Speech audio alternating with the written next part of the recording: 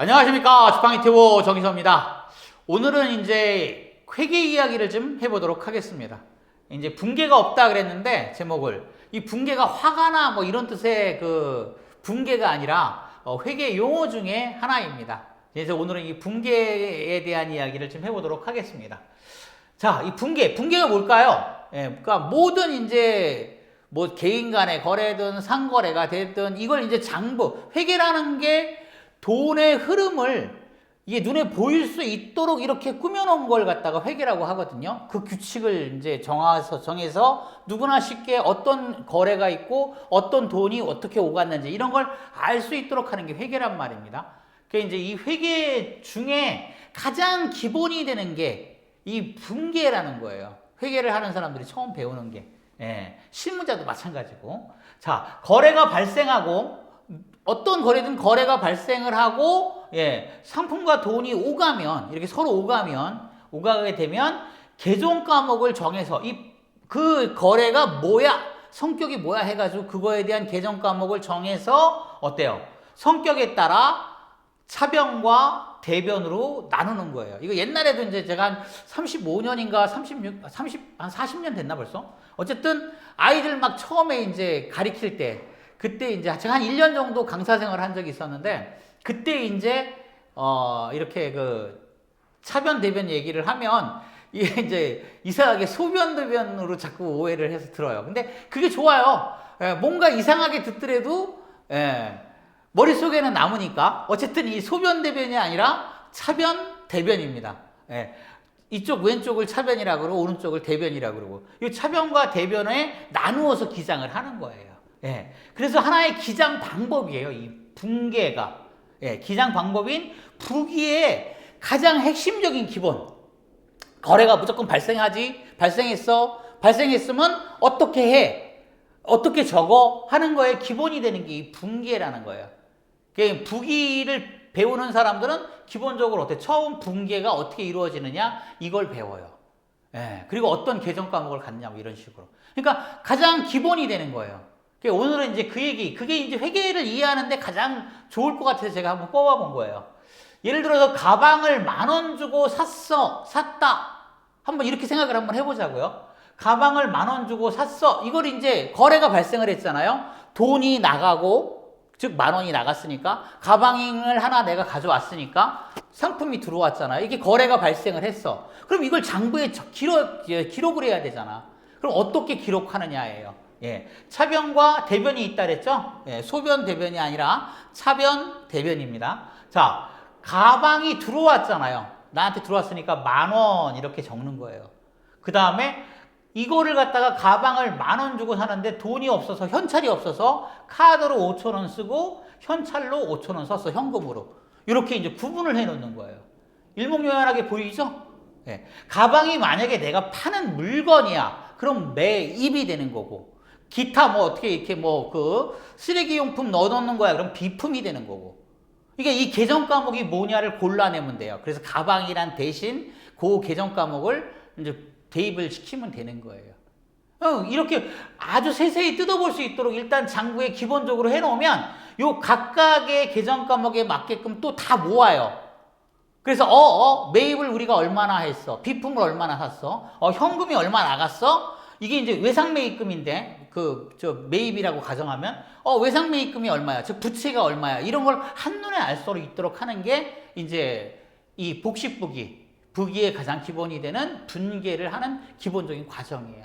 이렇게 해놓는 거예요. 이렇게 해놔야 그 다음에 이제 각기 가는 거야. 요새는 뭐 전산화돼가지고 잘 이걸 이해하시는 분도 없고 관심도 없고 막 그런 것 같더라고요. 근데 예전에 이제 제가 한 35년 전에는 이제 아이들 가르칠 때는 모든 이제 이 부기하는 학생들 기본이었었어요.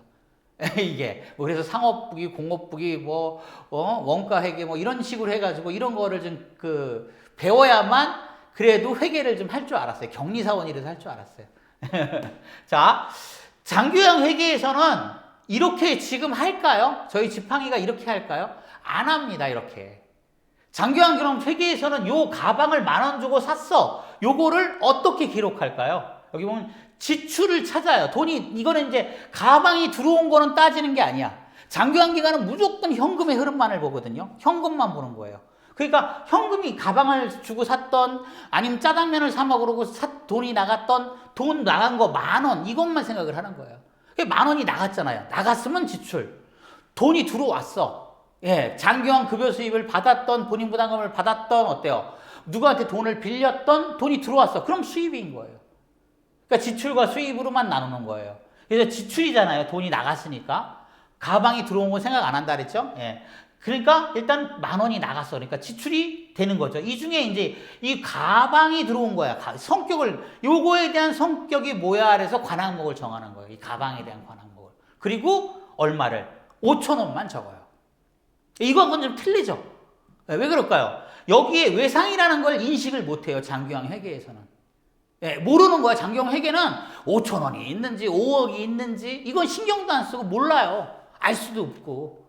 그건 별도의 장부에 따로 기재를 해둬야 되는 거야. 메모를 해놓은 거야. 아, 나 이거 외상으로 산 거야. 이렇게.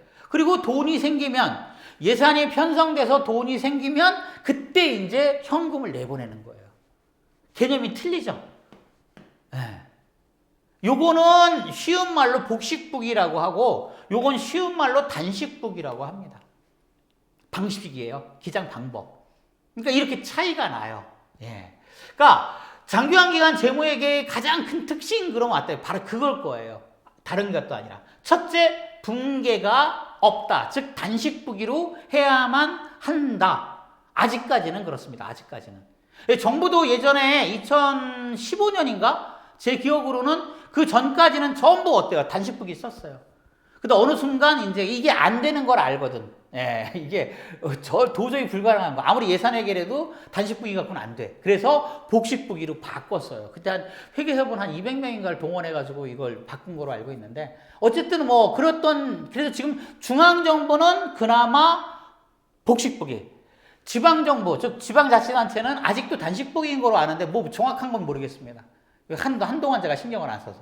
예, 어쨌든 분계가 없다. 즉 단식부기로 한다. 이게 장기간기간 재무회계 규칙의 가장 첫 번째입니다. 예, 단식부기다.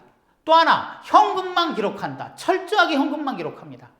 외상으로 갖고 온 거 어떤 것도 기록이 되어서는 안 됩니다. 예, 장기간기간 재무회계는 그냥 어때? 현금이 들어왔어? 현금이 나갔어? 요것만 기록을 하는 거예요. 그래서 철저하게 현금주의를 따른다. 가끔가다 물어보시는 분들이 있어요. 현금주의예요? 발생주의예요? 즉 거래가 발생한 거를 적는 복식부기 방식은 발생주의 방식입니다. 근데 이제 장기간 기간은 어때요? 현금만 보니까 현금주의라고 하는 거예요. 네, 철저하게 현금주의다. 또 하나 어때요? 계획이 있어야만 해요. 그냥 내보낼 수 있는 게 아니라 야 짜장면 이번에 먹어야지 해서 짜장면을 먹는 게 아니라 짜장면을 사 먹을 계획이 있어야만 돈이 나갈 수가 있는 거예요. 네, 이렇게 계획이 있어야 되는 거를 갖다가 예산회계라고 합니다. 예, 얼핏 이제 이해가 되시라고 제가 아주 쉽게 설명을 좀 드렸는데, 그래도 좀 쉬운 건 아니죠? 예. 그래도 쉬워요, 이게. 굉장히 어떻게 보면 복식부기에 비해서는 단순한 규칙을 가지고 있어요. 그치만 어때요? 이걸 하는 사람이 없는 거야. 예, 아무도 이거에 대한, 복식부기도 지금 다들 안 하는데, 단식부기를 누가 하겠어요? 그래서 이제 세무사 사무실이나 이런 데서도 이걸 안 하거든, 잘. 이렇게 기장하는 방식을 안 써요. 다 복식부기 방식을 쓰지. 그래서 굉장히 쉬운 건데, 쉽지만 어때요? 또 어려워요, 이게. 문제도 많고. 왜 굳이 중앙정부는 바꾸려고 할까요? 예, 바꿨을까요? 바꾸려고 할까요? 아니라. 그리고 앞으로는 어때요? 장기간 재무회계도 저는 어때요? 복식부기 방식으로 바뀌어야 된다고 생각해요. 그럼 그때는 어때요? 좀 더 투명하고 좀 더 명확해집니다. 예, 복식부기가 훨씬 더 투명하고 명확하게 기재할 수 있으니까.